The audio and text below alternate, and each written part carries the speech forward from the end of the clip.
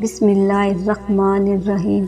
ناظرین محترم، امام حسین کا وفادار گھوڑا ذوالجناح کہاں سے آیا تھا اور امام حسین کی شہادت کے بعد وہ کہاں گیا؟ آج اس ویڈیو میں ہم اس بارے میں تفصیل سے بات کریں گے۔ ویڈیو شروع کرنے سے پہلے آپ حضرات سے گزارش ہے کہ ہمارے چینل کو سبسکرائب کر دیں اور بیل کو بھی دبا دیں۔ ناظرین محترم، ذوالجناح امام حسین کی اس گھوڑے کا نام ہے جو میدان کربلا میں آپ کے ساتھ تھا۔ یہی وہ گھوڑا ہے جو امام کے ساتھ ان کے شہادت تک رہا، حتیٰ کہ اس بے زبان نے آپ رضی اللہ تعالیٰ عنہ کو دنیا سے رخصت ہوتے ہوئے بھی دیکھا۔ ناظرین، یہ گھوڑا کہاں سے آیا تھا؟ ہمارے پاس بہت سی روایات میں بہت سی باتیں پہنچتی ہیں، لیکن ہم یہاں ایک مقبول روایت کو نقل کرتے ہیں۔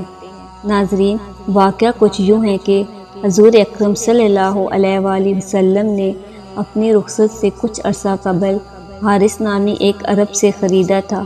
اس وقت ذوالجناح اور امام حسین دونوں کی عمریں کم تھی، یعنی بچے تھے۔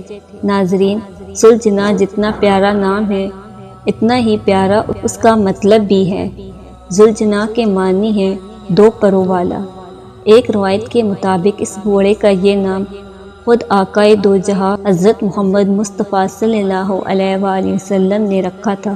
ناظرین، ذوالجناح اپنی نسل کے دوسرے گھوڑوں سے مختلف تھا۔ یہ جسامت اور طاقت میں اپنا ثانی نہیں رکھتا۔ ناظرین، حضرت سلیمان علیہ السلام کے پاس ایسے گھوڑے موجود تھے جو جسامت اور طاقت میں ذوالجناح کی طرح تھے، لیکن ان کی حقیقت میں پر ہوتے تھے اور وہ طاقت پرواز بھی کرتے تھے۔ ناظرین، ذوالجناح کے شجرے کے بارے میں بہت سی روایات میں کچھ لوگ کہتے ہیں کہ اس گھوڑے کا تعلق حضرت اسماعیل علیہ السلام کے گھوڑے سے جا کر ملتا ہے۔ بعض کے نزدیک ذوالجناح کی نسل حضرت ابراہیم علیہ السلام کے اس گھوڑے سے جا کر ملتی ہے جس پر وہ فلسطین سے مکہ آیا کرتے تھے۔ بعض لوگ تو عقیدت میں آ کر یہاں تک کہتے ہیں کہ ذوالجناح جنت کی سواریوں میں سے ایک سواری ہے۔ کچھ لوگ اس گھوڑے کو ایک جن سمجھتے ہیں جو کہ اللہ کی طرف سے اہل بیت کی خدمت پر مامور تھا۔ کچھ لوگ اسے ایک فرشتہ سمجھتے ہیں جو کہ واقعی کربلا کا گواہ ہے۔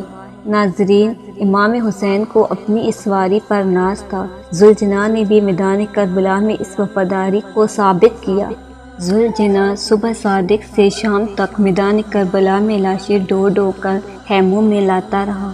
یاد رہے، اس وقت ذوالجناح بھی 3 دن کا بھوکا پیاسا ہے۔ ان کو احساس تھا کہ یہ گھوڑا بھی اب تھک چکا ہے۔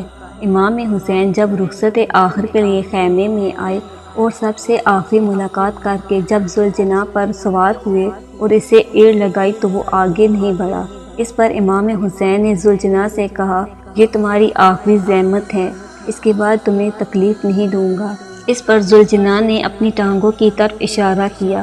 امام حسین کیا دیکھتے ہیں کہ معصوم بی بی سکینہ گھوڑے کے سموں سے لپٹی ہوئی ہے۔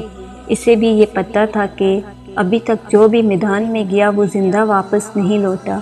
امام حسین نے بی بی سکینہ کو بلایا اور میدان کربلا کی طرف سفر شروع کیا۔ امام بہادری سے لڑے گویا مولا علی علیہ السلام جنگ کر رہے ہیں۔ بالآخر امام حسین علیہ السلام بھی شہید ہوئے اور رہتی دنیا تک اپنا نام بہادروں اور غیرت مندوں میں لکھوا دیا۔ جب امام حسین شہید ہوئے تو ذوالجناح پر وحشت طاری تھی۔ وہ بھاگ رہا تھا، بھاگتے بھاگتے وہ خیموں میں پلٹ گیا۔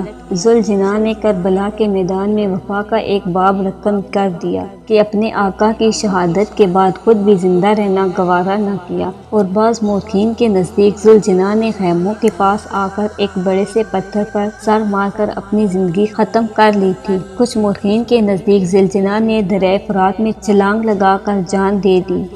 اسی گھوڑے کی یاد میں 10 محرم الحرام کو اہل شیعہ ایک سجا ہوا گھوڑا نکالتے ہیں جس کے جسم پر جگہ جگہ تیر بندے ہوتے ہیں۔